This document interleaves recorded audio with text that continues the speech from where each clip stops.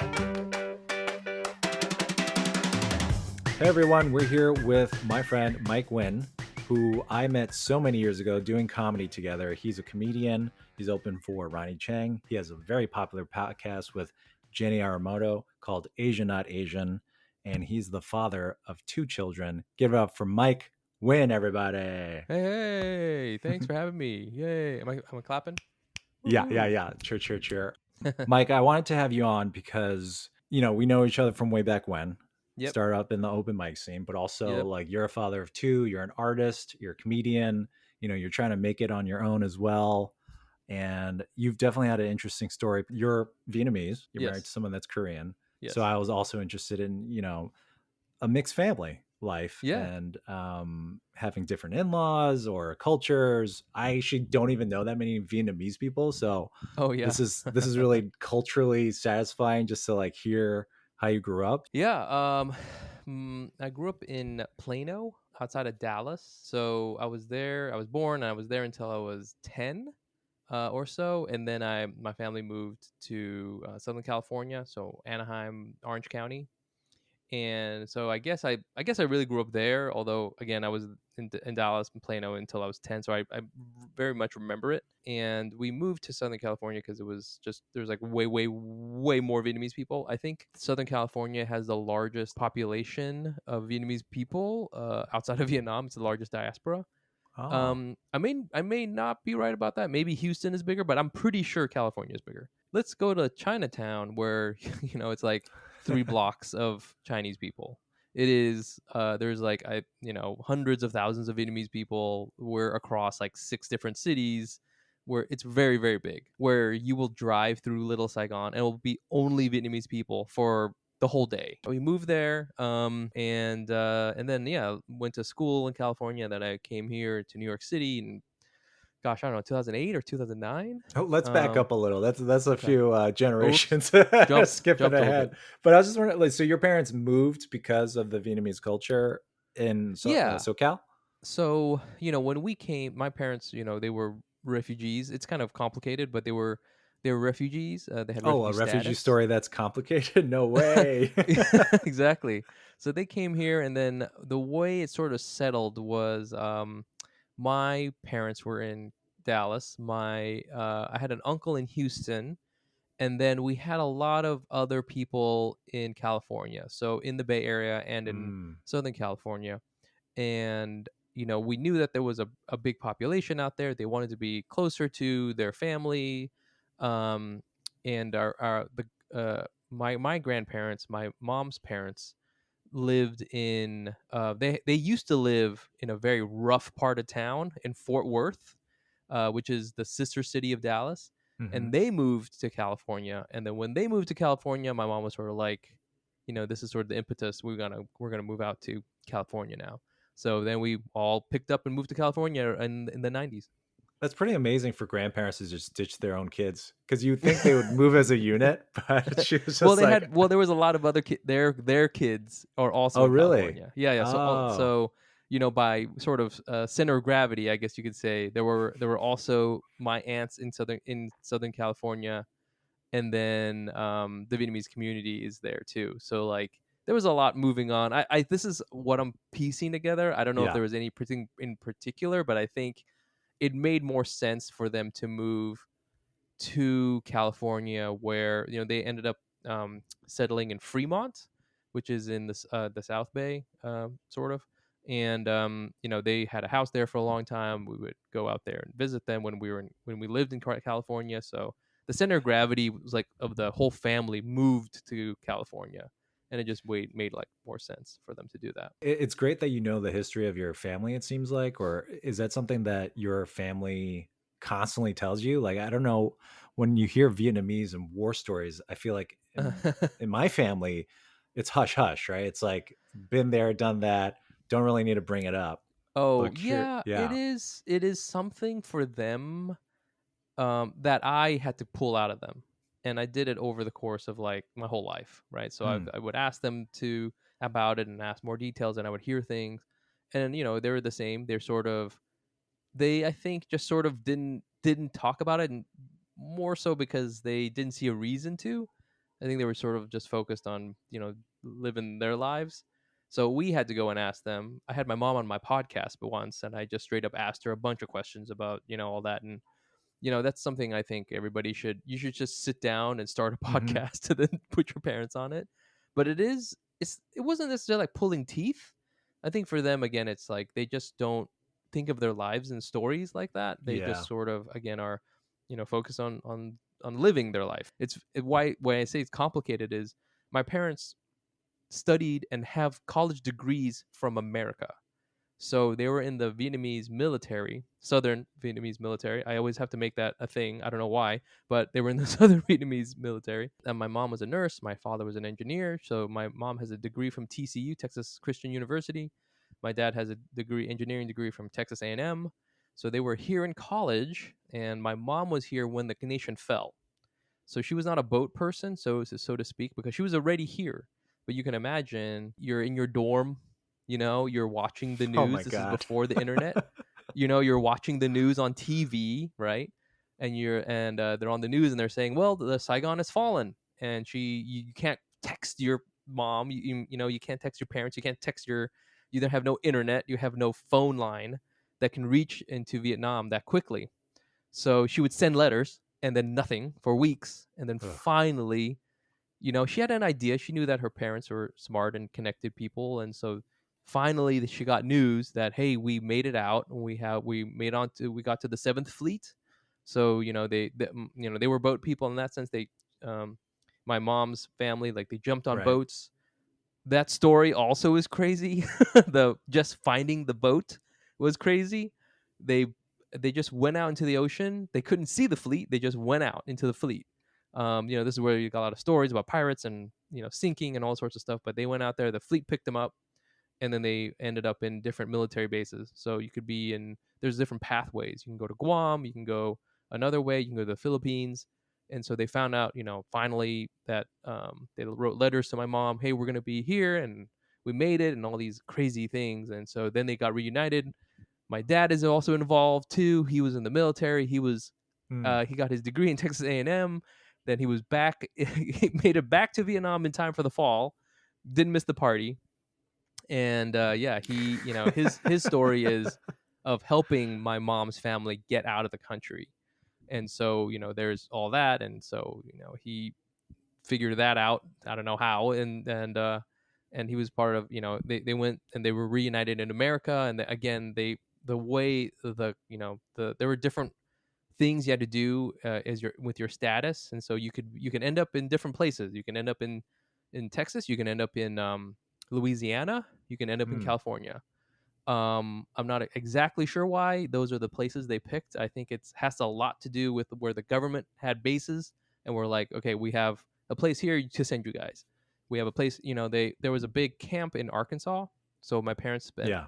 some time in Arkansas, and they sort of had that and live that experience. And then sort of there was a lot of work as far as like the church was involved, the Catholic Church, and how the Catholic Church was like, okay, we have places we can send you where you will have support and we can get you on your feet and that kind of thing. And then there's a school thing. My aunts were teenagers when they came here, so they got to go to school here, but you had to go to that all had to shake out. So Yeah. that's their story. And then I came around like, let's see, the fall was 1975, so 5 years later I was born. It's so complicated because they have such an American identity at that point as well, because they've been here for so many years, but also back home, it's like all this stuff is going down. So up until you're 10, can you feel any of that baggage slash like heartache or Yes and no. I mean, I felt like I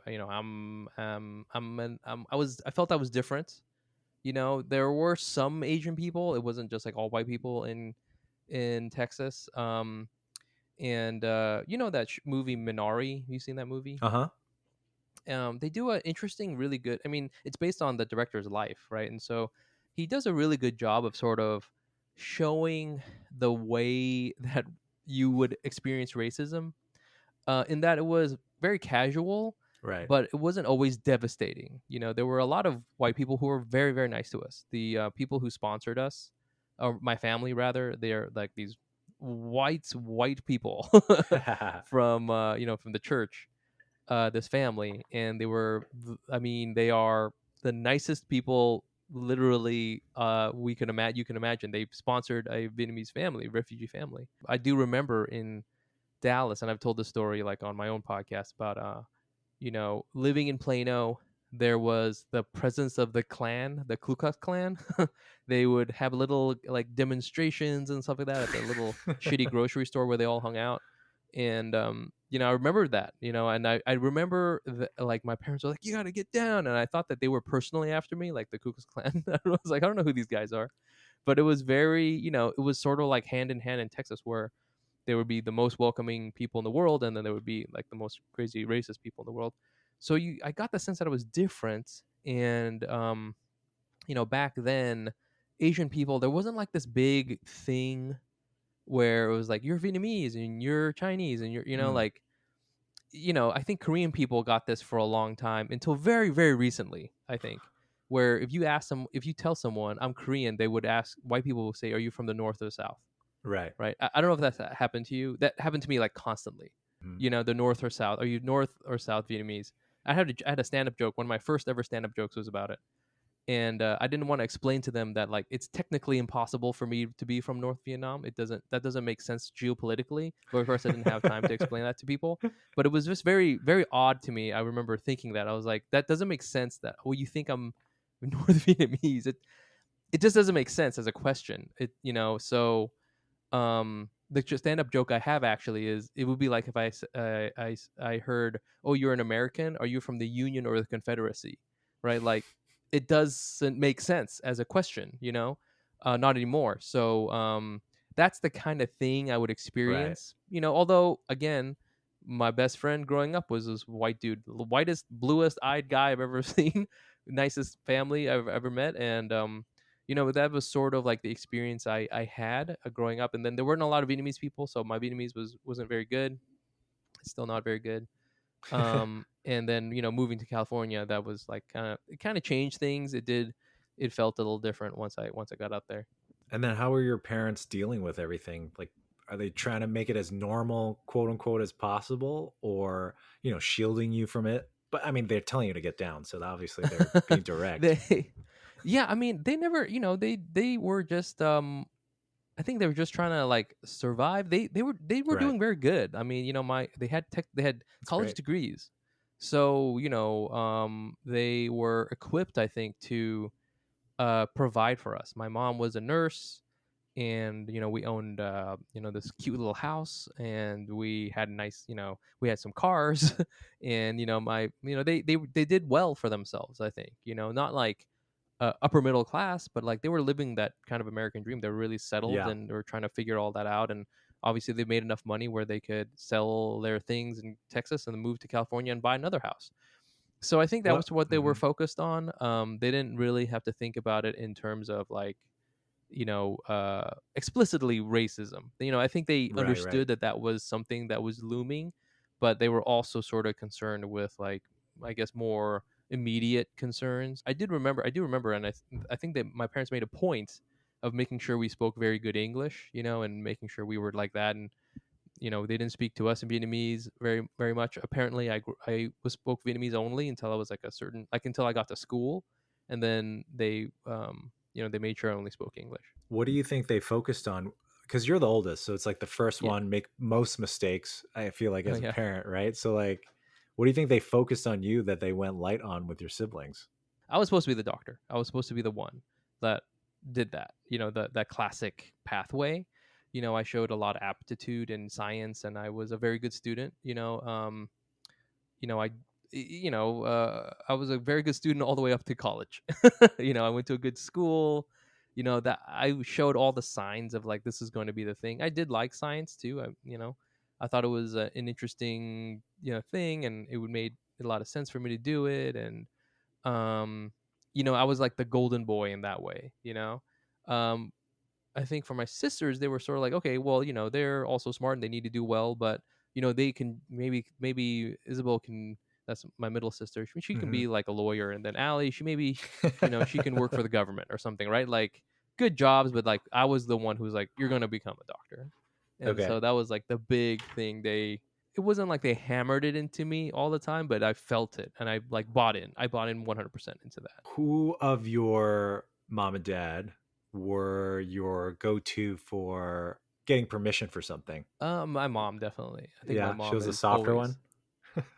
always. Oh, no, but just more like she had all the power.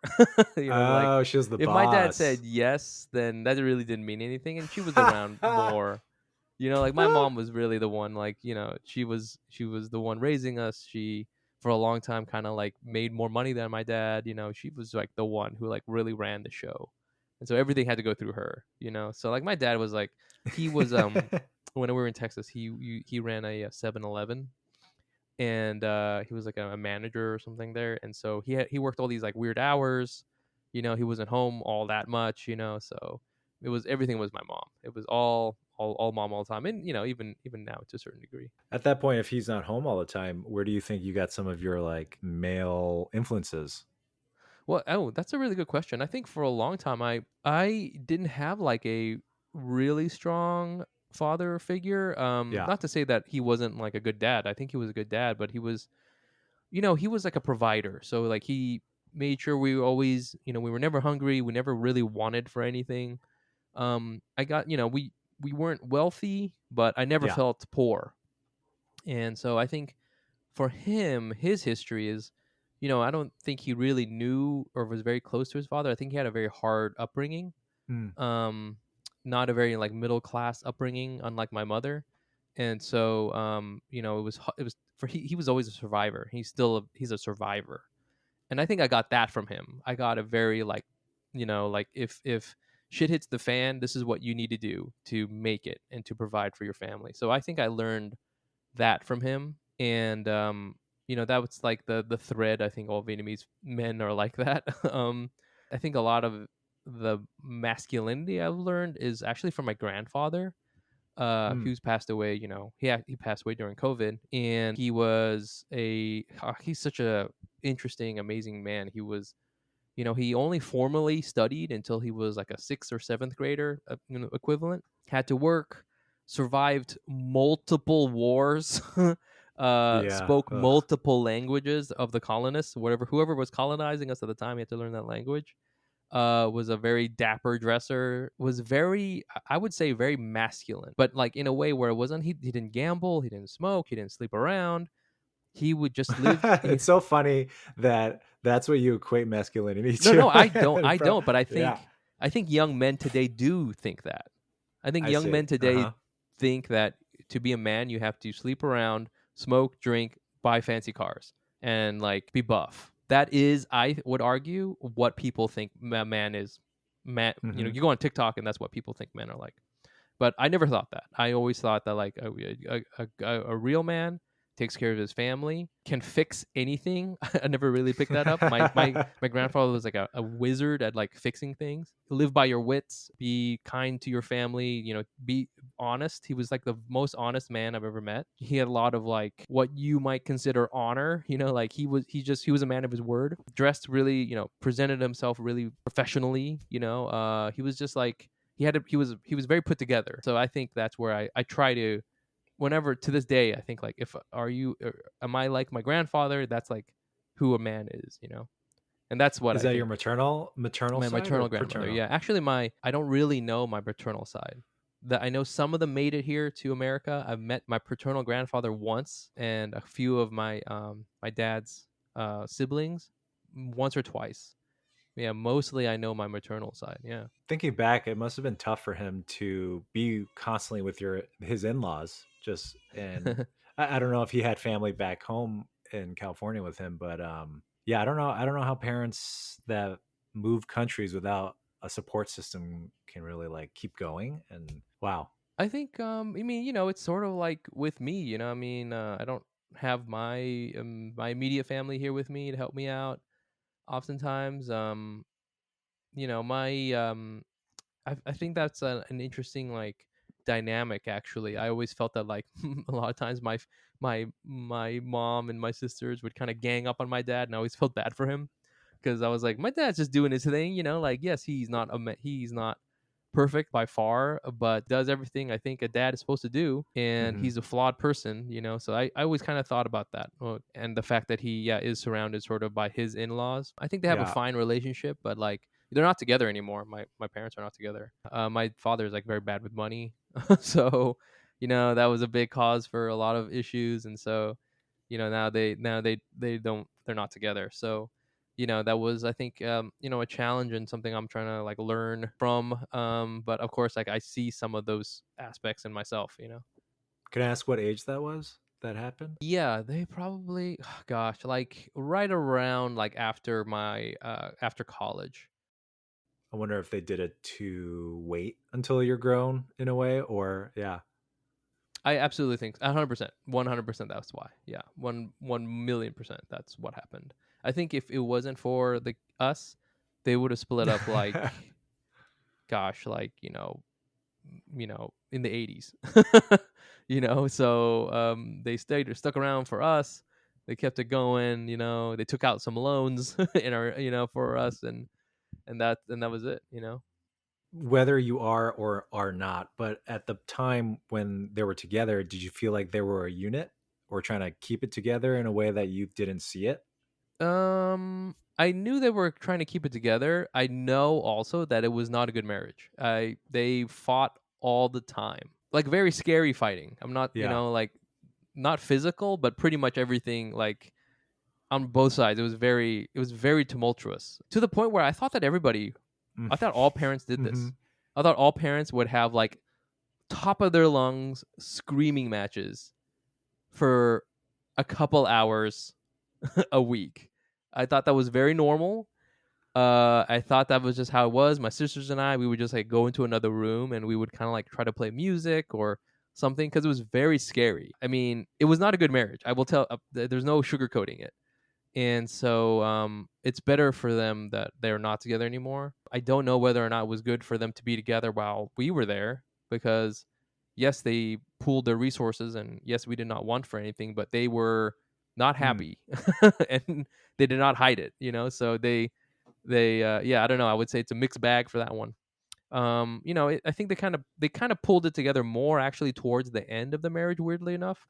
They kind of, I think, saw the writing on the wall, and by that time, like I had, we were older, and so we kind of, we I was away at college, and my sister was about to go to college, and or my sisters were about to go to college, and so I think that kind of took some of the, I don't want to say pressure off, but they Mm. sort of, I think, they took it down a little bit, yeah. But for a while, it was like, woof, it was not no bueno.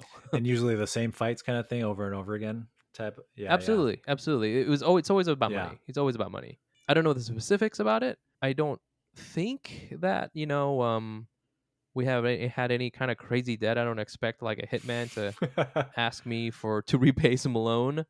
But the way that I've sort of pieced together the story is that we would have money and then it would be Mm. gone, for whatever scheme or whatever thing happened. And so that is the 100% number one thing that they fought about. I don't think they fought about anything else. Actually, this is going to sound crazy. I actually think they very much like each other, except for that.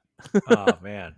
Yeah, I mean, money's a big deal when you have three kids to raise, and Yeah, I absolutely, I can't absolutely. imagine at that generation of that age, the father, typically the breadwinner, has to not be the breadwinner, and then that's gotta hurt your pride. Well, do you remember if the schemes were like to make it big in some crazy way versus like I'm gonna gamble, I guess, which is its own vice. No, I think it was Yeah, gambling. yeah.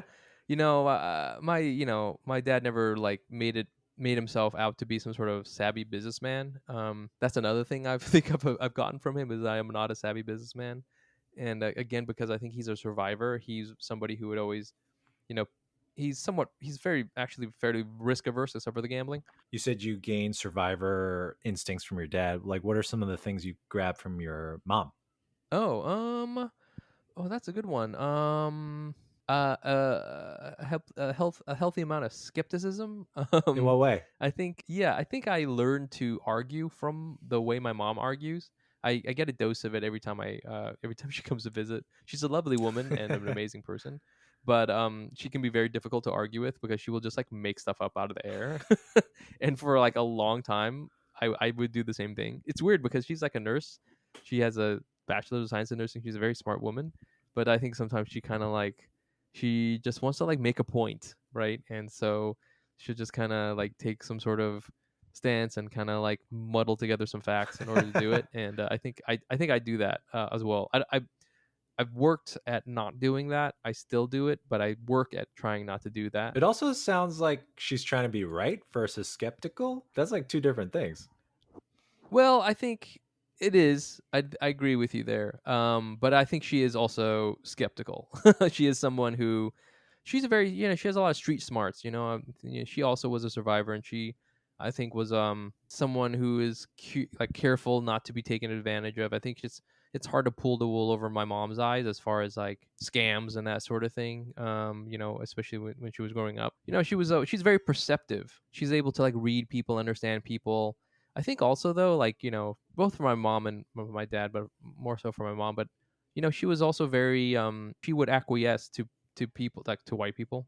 And I think I saw that a lot. She would be a little nicer to white people, I think, because she could sense that they had a lot more Hmm. power. And so I think I do that sometimes. I need to like undo that a little bit because I just need to treat everybody the same. Towards people of power or white people in general. Um I think white people in general.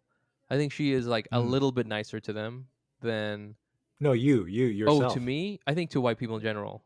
Yeah, I think to white people in general because I think growing up I was sort of like I saw the way my parents treated them and I was like, "Oh, I got to like there's something special about these white people." I got to like figure that Yeah, out. yeah. I definitely did that for a long time. I feel like one of my first jokes, like I thought white people didn't poop because you never saw it on TV. You never saw it on TV. That makes And sense, man. seeing is believing at that age. Yeah, So I was sure. like, there's no way they poop. Come on, what are they gonna Yeah. poop? And I will put white people on such a pedestal at Yes. that age. Or like this is like post college, right? So you're in your young 20s and you're like trying to figure out the world, and here are the people that you've seen your whole Yes. life on television, around you, in school. So this happened to you too, really? Yeah, for Okay, sure. good. I thought see, I thought I was the only one. I thought I was like the only one who's like a weirdo, you know? No, I think there's definitely families that tell people like you're not less than, right? But Yeah. then when you're coming to this country, also in Korea because of the war as well, and Korean War, and that older generation is America number one. Right. Yes. And Chego, like number one, it's the best. They gave us spam, they gave us all the food, they gave us like Christianity, like all this stuff, and you talk That's it so up interesting. versus like other people, other cultures maybe are like, no, you are more than enough, you're great, you're fantastic, don't let the white man pull one over on you. Yeah. But especially when you come to the US, you're like, no, you got to assimilate, you got to blend in a little. That makes a lot of sense. I mean, you should have young me Mayor on here. But I did her podcast, and she had this really great line about, if you want to teach your children something, you have to model it. You have to do that Yeah. behavior. You can't just say it. Because my mom would always tell me like, "Oh, you got to make sure you have pride and you should do this and do that." Mm, But then I wouldn't necessarily see her model it. I mean, it wasn't extreme. Don't get me wrong. Like she was no fool, right? I think she did this because she also was like, I am trapped in America. I have to yeah. be nice to these white people. But I did see that, and so I think I do it, and so I'm trying not to do that. I'm trying to be a little bit more of an asshole to everybody when in Mm. front of my son because I think I'm a very friendly, nice person, and I don't want him to be too friendly. So I want him to be a little hard edged. You know what I'm saying? I'd rather that I happen. feel like if you grow up in New York, they're gonna grow up fast one way or I another. hope so. Yeah, I Yeah. agree. And so, I think definitely my parents also bought into the American Exceptionalism. exceptionalism. I mean, Yeah. they are Republicans. Vietnamese people are Republicans. They listen to Fox News. They've kind of mellowed out a little bit in their as they've Hmm. gotten older, but growing up they were all about that. I'm not into that kind of thing, and I think it's hurt me. I think the other thing too is the thing where Koreans do this is you have to respect your elders. Yeah, for I think sure. that's really hurt me. I don't think that is a good idea. I think you should not be an asshole to older people. I think if anything, sometimes we do have a bias against older folks. We should listen to them, but they're not right because they're older. And it's an interesting thing as I've gotten older, the sort of flip side is I've gotten older and I expect people to respect me. So as I've gotten older, everybody is like my equal now, and I've learned over time that like just because you're older than me doesn't mean you know what you're talking about. And you're just a dude. I'm not gonna make my son do that. I'm just like, you should love your grandparents because they're your grandparents, not because they're old. Like that's bullshit. So Right. that's another thing I think I've learned from my parents and from Asian culture that is That's nonsense. really interesting because I think I didn't verbalize it, but Hmm. working now, I'm in my 30s, right? And there are people that are now younger than me in the workplace who have Yes. different opinions, different outlooks on life, where Sure. I'm just like, oh my gosh, you're young, right? But they, thankfully, I'm not the boss. So the boss says, like, let her talk or let them talk. And then now I'm like getting into insight into their mind, which actually adds a lot of value to the project or like the scripting that I'm writing or like Yeah. the notes. And whereas before I would defer to the older person, there's a bit of Right. a deferential like bowing, Yes. metaphorically. It's Yeah. like, you are wise, I guess you should know everything. You should know, and I understand, like, there's like office politics involved, and like, Yeah. you got to treat your boss a certain way. I my day job is in advertising, and so I've had lots of bosses who are younger than me. And matter of fact, is the more I stay in the advertising industry, the older and older I Mm, am getting away from the average mean. Like, there's plenty of times now where the managing director of some agency will be like 32. I can't, not to say I don't respect him, but like, yeah. that age dynamic isn't there anymore. And I think that's going to be different from other I don't know, social stratum. The way that Vietnamese people, just like Korean people, and anyone who had a kind of sort of Confucius culture, where it's like you're just going to be grandfathered into everything, and like you just become the next higher bureaucrat because you're like 75 or whatever, and you just gotta like Right. respect that dude even though he's old as hell. Like, so it's just a weird dynamic. There's so many power structures like that where there are a lot of benefits, which is like an older person tends to be, not always, the presumably Sure. wiser because they've lived a life, but then now they don't have perspective because life is different for this Right. younger generation, where you want to like give them skills of like be an asshole to everybody.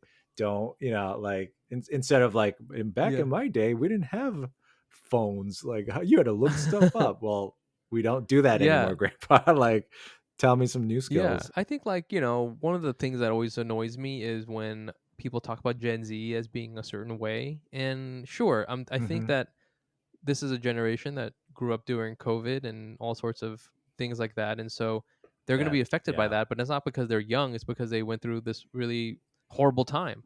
And in my experience as a comedian, I don't know how you are, but like Gen Z audiences, I think, are as open-minded, if not more so, to any kind of joke that you can tell. You can tell like kind of very blue joke. You can tell something that's sort of quote unquote traditionally sort of like a comedy club kind of joke. They're just interested in ideas. The point of a younger person is to challenge the beliefs of the older generation.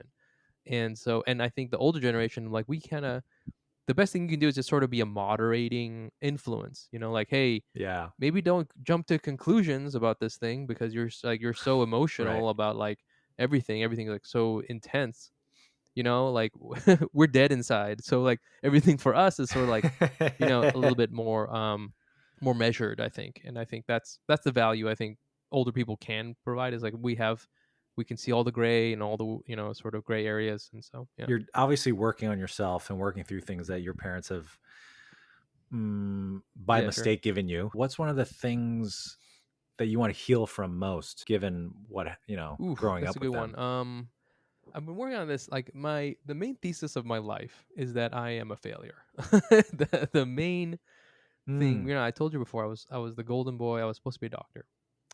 There are yeah. times where even now, to this day, if I sometimes think that if Harvard Medical School sent me a letter and said, "Congratulations, you've been accepted into our medical school," I would go. Even at my old ass age, I'm like 44, and I would think about it because I'm like, finally, I can do my what I was here for. Like, why I was put on this planet. I don't think I can come. I will, you know on my deathbed, I will still probably wish I was a doctor. There's no It's so deep in me that I Mm. can't take it. I can't like remove it. And I don't know. I think I'm aware of it. Some of my stand up and my sort of creative work has to do with that, like that feeling, not necessarily like, becoming a doctor, but the feeling that you didn't live up to your sort of full potential is like a big ongoing thing in my mind. What did happen? You just didn't get into the schools, or No, I you think, weren't I interested? think like I went to college.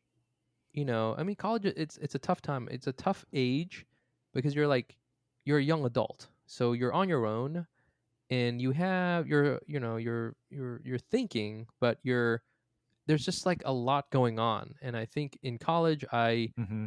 um I didn't have good study habits. I don't want to say I like wasn't smart enough. Maybe I was, maybe I wasn't, but I just wasn't able to like put together that single-minded focus I think you need in order to do something like become a medical doctor. I think that's what the big thing actually, for if anything, is you have to basically forego everything else in order to do this goal.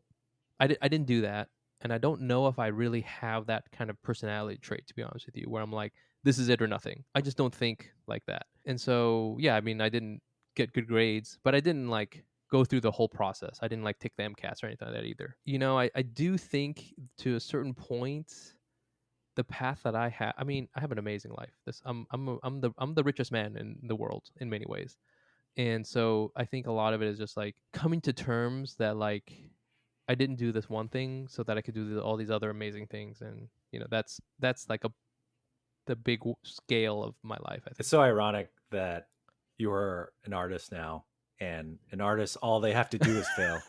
Well, I'm really good at that. If you Well, I'm the best artist in the world then, June, because like, yeah, constantly That's failing. Are you right. kidding me? So you are successful.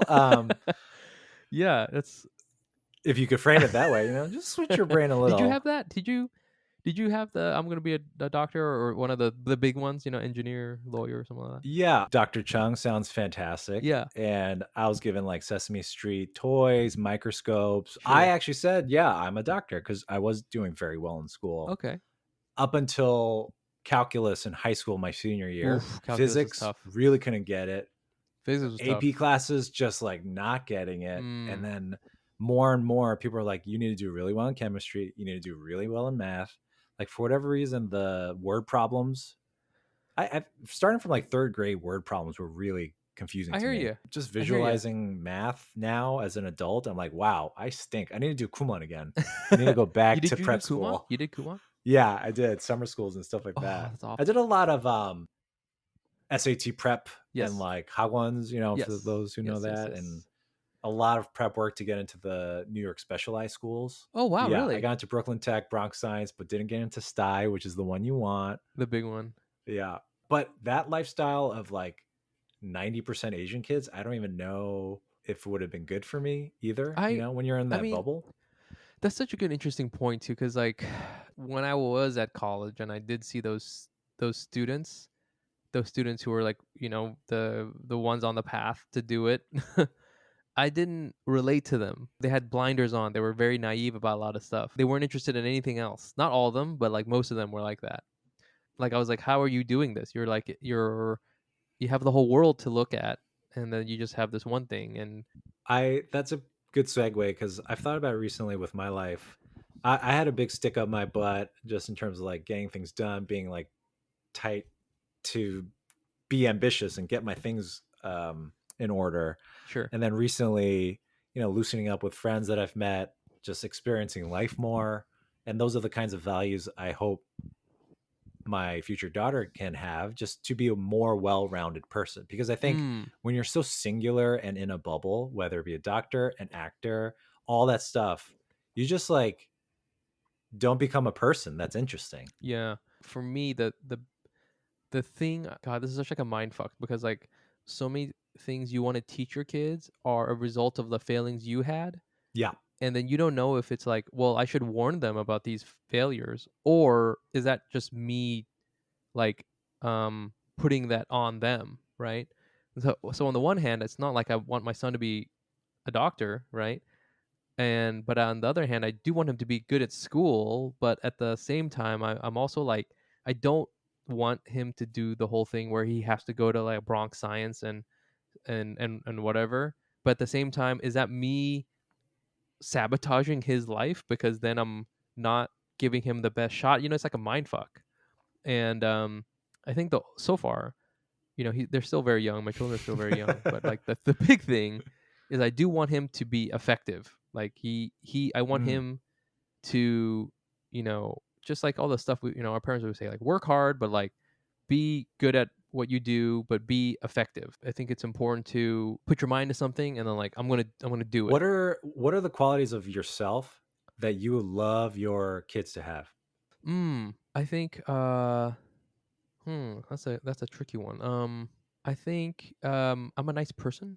I Yeah. think I think I'm generally a very nice person. And I think that's something that's a good thing. Can you unpack Even that? Is that being because you yeah. said I want to be more of an asshole now because I'm too nice. Mm, So yeah. what are we talking about when I do want to like moderate it a little bit, but I ultimately think that being kind is a strength. There's I think a difference. Like you want to be kind, you want to be like a good person, but you don't want to be nice in the acquiescing kind of way, right? Like a people pleaser. I don't want them to be a people pleaser, but I want them to be nice.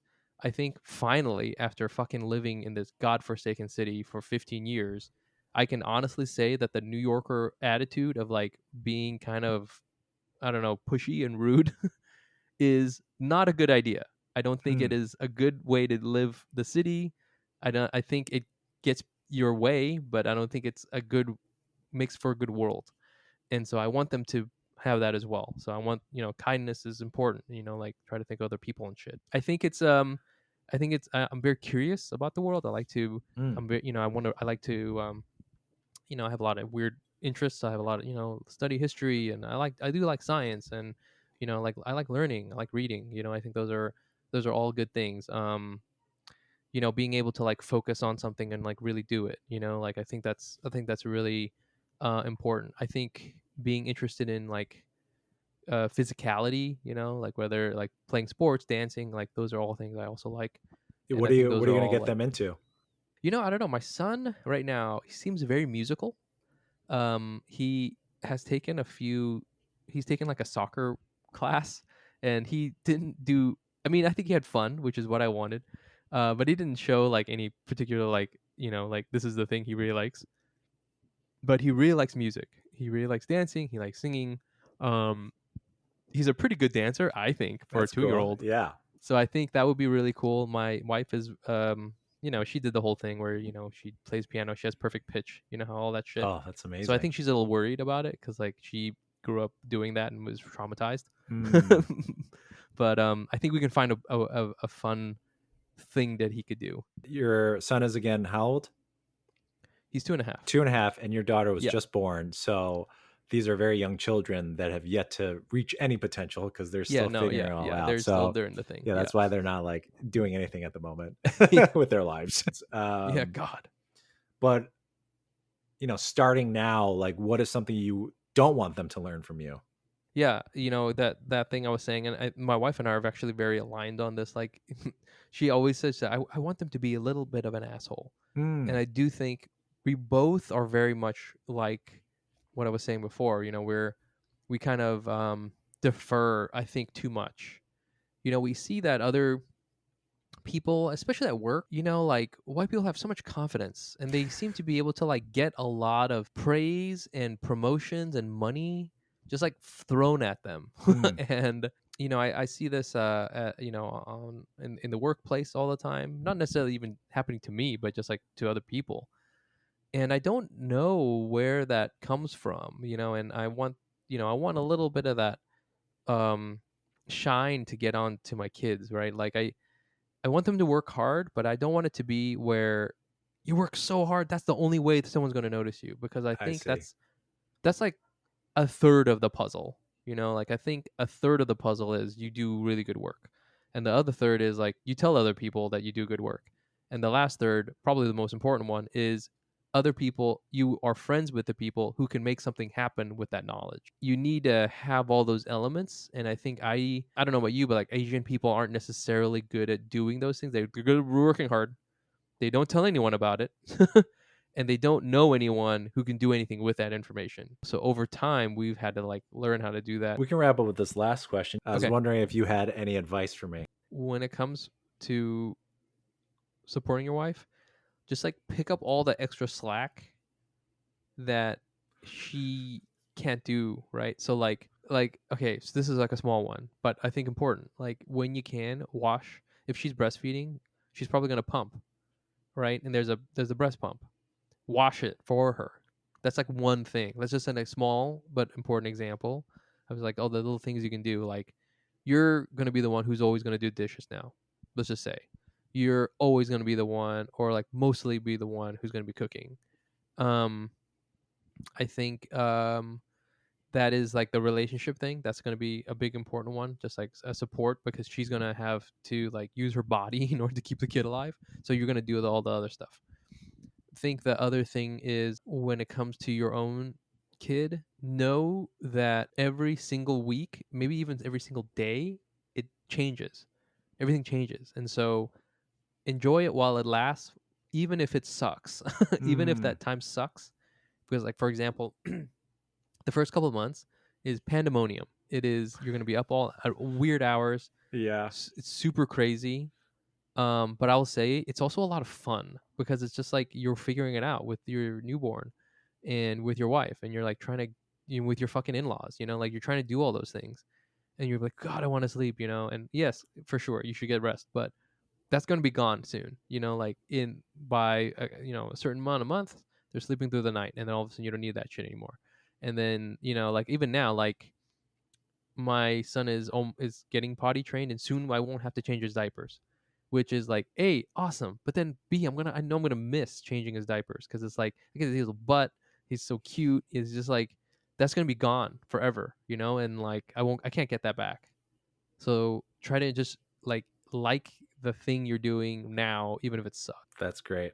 Yep. Well, thank you, Mike. This has been enlightening. I hope you had got a little something out of it or not. That But was fun, man. I just realized that you were called the chosen one, and now your son is Neo.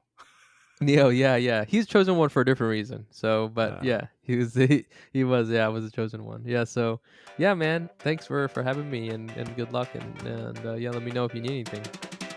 I will. If you like what you heard, please subscribe and give us a 5-star review. It's a Parent Podcast is produced and edited by June Chung. The show logo was designed by Shabazzle, and the theme song was produced by Ish D.